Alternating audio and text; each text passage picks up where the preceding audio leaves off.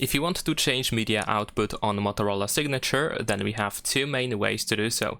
So the first method is to go to Settings, and then in here you can find and go to Sound and Vibration, and then you should be able to find an option over here between the ringtone volume and notification volume. In my case, it says play Spotify on because I am right now using Spotify in the background, but usually it says like play audio on, and then you can tap over here in order to choose what should be used to play the media.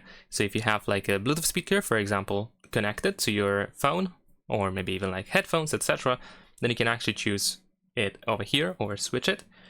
And this is the first method. The second method is to go to notifications, and usually if you have something that is being played in the background, so for example here once again I have Spotify, then you can try to find the media output button.